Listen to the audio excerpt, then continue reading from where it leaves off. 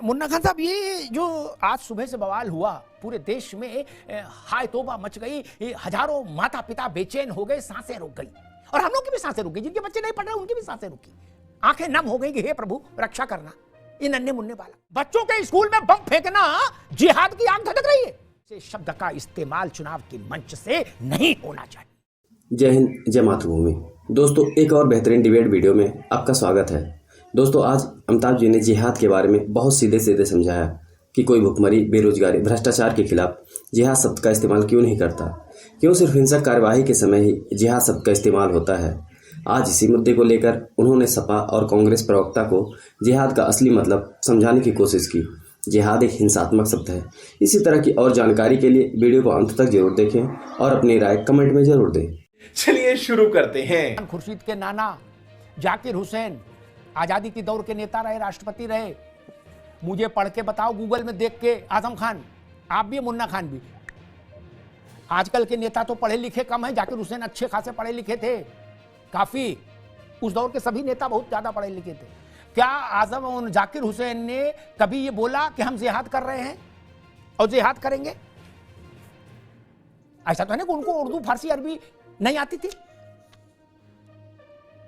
जो मारिया को आ रही? उन्होंने तो ऐसा नहीं बोला। एपीजे अब्दुल कलाम ने कभी बोला कि जिहाद करना है देश में? वो समझदार नहीं थे, वो कमअकल थे। गजब करते हो यार। प्रशांत पटेल जी, मसला यहां पर आ गया कि भैया पंचों की राय शर्माते खटोला यहीं बिछेगा, अब जिहाद होकर रहेगा। अमिताभ जी, जिहाद से याद आया, अभी आज सुबह कई सारे स्कूलों में धमकी दी गई है बम धमाकों की, 50 से अधिक स्कूलों में। और जो ईमेल भेजी गई उसकी पहली लाइन में पढ़ देता हूं। कुरान शरीफ का उसमें आयत कोट की गई, नंबर भी लिखा हुआ 2.191। Kill them whenever you meet and drive them out of the places from which they drove you. ये पहली लाइन कुरान शरीफ की आयत से वो ईमेल हुई है। और आगे उसका मैं एक हिंदी लाइन उसमें पढ़ देता हूं, कोट अनकोट, जो दिल्ली पुलिस ने रिलीज किया है। बचपन से धधक रही हमारे दिलों में जिहाद की आग। तब बताइए क्या यहाँ भी जिहाद है? हो गया काम। हाँ, बचपन से धधक रही हमारे दिलों में जिहाद की आग, कोट अनकोट, जो उस आतंकी ने, जिसने भी मेल भेजा है, और पहले कुरान शरीफ का आयत कोट कर दिया है। और ये सारे हिंदू स्कूलों में भेजी गई है धमकी, किसी मदरसे को धमकी दी नहीं गई है। तभी अब मैं इस बहुत अमिताभ जी नहीं बोलना चाहता हूँ।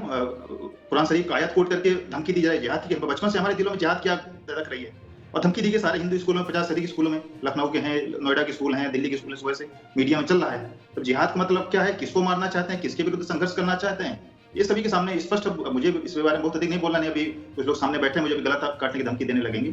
तो बस अब ये जनता को निर्णय करना है कि क्या है।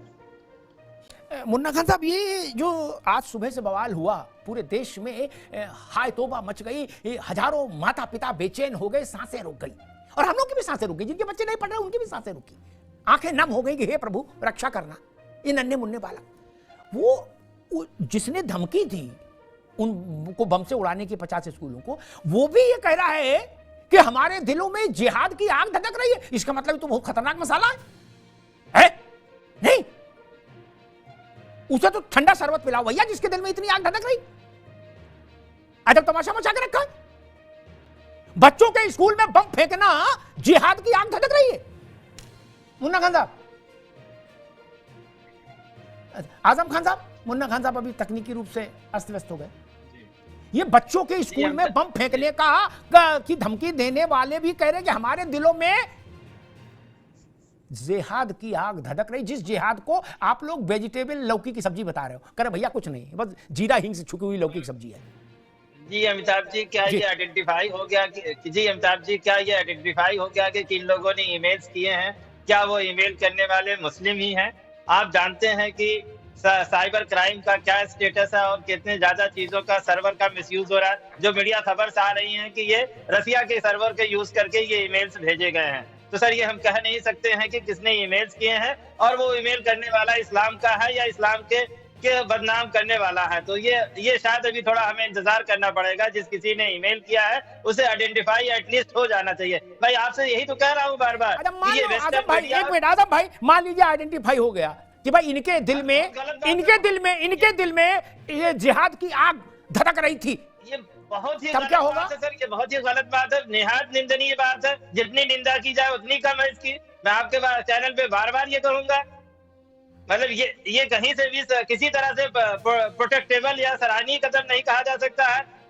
नहीं, मैं तो एक बात, बुनियादी बात जानता हूं आजम भाई। सुजाता जी आपके पास आता हूं एक बात कह के, तो वही प्रश्न है, बच्चों के स्कूलों में बम फेंकने की बात करने वाला वो कोई हो, काला चोर हो, हम अभी बहस में नहीं पढ़ रहे क्या, उसने अगर इस शब्द का इस्तेमाल किया कि हमारे दिलों में जिहाद की आग धधक रही है, तो ऐसे शब्द का इस्तेमाल चुनाव के मंच से नहीं होना चाहिए। खुदा न खास्ता कोई दृश्य हो जाता देश में, उनके दिल में तो आग धधक रही थी। बिल्कुल। फिर कितना ठंडा पानी ये मुल्क डालता उनके दिल में, इसका अंदाज है ना, बर्फ का पानी कितना पड़ता। उसी जिहाद को आप कायमगंज के मंच पे ले आओगे, कहां ले जाना चाहते हो मित्र देश को? जो जिहाद चिट्ठी में आया बच्चों के स्कूलों को बम से उड़ाने की, वही जिहाद कायमगंज के चुनावी मंच पर जा रहा है और उसकी तरफदारी की जा रही है, बता के उर्दू में ये है, फारसी में ये है, और फलाना अमीर खुसरो ने ये कहा और औरंगजेब ने ये बताया। भाई साहब रहम करो महाराज, क्या चाहते हो? दया करो प्रभु, जनता को बौरी न समझो, बौरी थोड़ी ना है। आप ठीक है काजू बादाम खाते हो, लेकिन रोटी जनता भी खाती है, उसको भी उतनी समझ है। सुजाता जी, इस्लाम के मानने वाले ने चिट्ठी भेजी या आइडेंटिटी फेक है, मैं उस बहस में अभी नहीं जा रहा, ये एजेंसीज का काम है, वो उसको देखेंगे। लेकिन उसमें लिखा कि हमारे सीने में इसकी आग धधक रही है जिहाद की। वही शब्द जो इतने कुत्सित, इतने घृणित काम के लिए इस्तेमाल हुआ, वही शब्द चुनाव के मंच से बोला जा रहा है, और उसको बिल्कुल साफ साफ और ज्यादा गति देने के लिए और ज्यादा वजन देने के लिए यह भी कहा जा रहा है कि जो मुसलमान भाजपाई की तरफ दिखे, मतलब भाजपाई वाले को पटका डाले, कमल वाले पटका डाले वाले को पानी भी पिला दे मुसलमान, तो तुरंत उसको होका पानी बंद करो। मैं तो हैरान हूं, ये नहीं कह दिया कि उसका सर जो है तन से जुदा कर दो। ये तो लोकतंत्र का तरीका, तौर तरीका नहीं हो सकता। अमिताभ जी, यहाँ पे सपा और कांग्रेस के जो भी प्रवक्ता जितनी सारी बातों को, जैसे मैंने कहा, थेथराई करके उसको छिपाने की कोशिश कर रहे हैं, वो सिर्फ अपनी पल्ला झाड़ने की कोशिश है। सबको पता है कि जिहाद क्या होता है और किस मकसद से किया जाता है। जब कन्हैया लाल का मर्डर करके जब वीडियो रिलीज किया गया, उसमें जिहाद की बात की गई। जब अफजल गुरु ने एक वीडियो बनाया, उसमें जिहाद की बात की। जब बम विस्फोट हुए, तब जिहाद की बात होती है। जब पाकिस्तान कश्मीर पे उग्रवादियों को भेजता है, तब जिहाद की बात होती है। तो इतना मुश्किल नहीं है इस जिहाद शब्द के मायनों को और किस कॉन्टेक्स्ट को समझने के लिए। ये हो गई एक बात। दूसरा, मुझे लगता है कि इस देश की राजनीति एक नया अध्याय देखने जा रही है।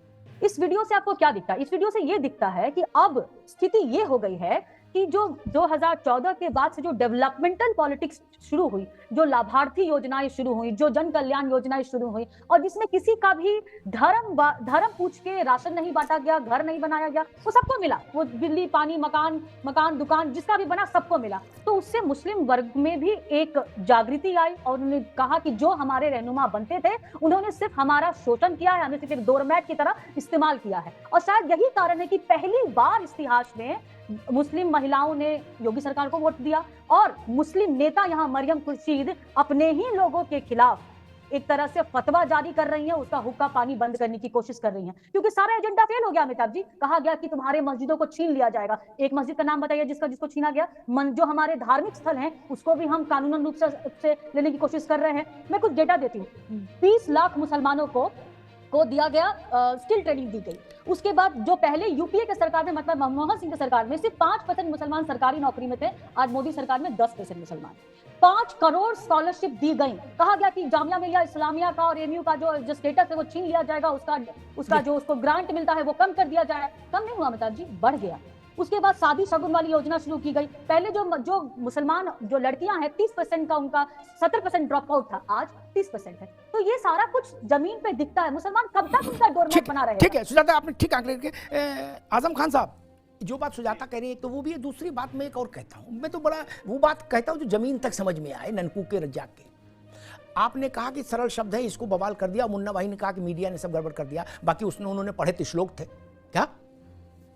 मैं समझना चाह रहा हूं ऐसा कोई वीडियो है जिसमें किसी बड़े नेता ने यह कहा हो कि, अब वीडियो बना के डाला हो मंच से कि हम गरीबी के खिलाफ अभी यहां से उतर के जिहाद करने जाएंगे, प्रदूषण के खिलाफ जिहाद करने जाएंगे? क्या कोरोना के खिलाफ जिहाद करने जाएंगे क्या? छुट्टा सांड घूम रहा सड़क पे, उसके खिलाफ जिहाद करेंगे, उसके सिंग पकड़ेंगे? किसी ने बोला? नहीं ना। बोला वही जब बवाली काम करने गए, क्या पार्लियामेंट पर हमला किया तो बोले जिहाद है क्या? तब इसको कैसे मान लें जिहाद को? कोई ये मीठी गोली है, इसको खाने से कोई दिक्कत नहीं, खाते ये होम्योपैथिक दवा है नहीं। बिल्कुल अमिताभ जी, इसमें कोई दो राय नहीं कि जिहाद के जो मायने आज के प्रचलित सेंस में हैं वो सही नहीं है। इसलिए मारिया को अपने शब्दों का इस्तेमाल करते हुए, चयन करते हुए ध्यान देना चाहिए था, लेकिन उन्होंने शब्दों के चयन में जब जो चीज समाज में अगर कोई चीज किसी भी भाव का गलत संदेश चला जाता है सर, तो वो बात है जो कि जिहाद का जो एक्चुअल मीनिंग इस्लाम में थी वो आज एक्चुअल रही नहीं है। भैया आजम भाई ये आप एक्चुअल मीनिंग सलाउद्दीन को क्यों नहीं बताए, अफजल को क्यों नहीं बताए, उन लोगों को बताए? या वो जो दो गए थे वहां, उसका कन्हैया लाल टेलर का जिन्होंने सर चॉप किया था और उसके बाद वीडियो बनाया था, वो भी तो कह रहे थे हम जिहाद कर रहे हैं।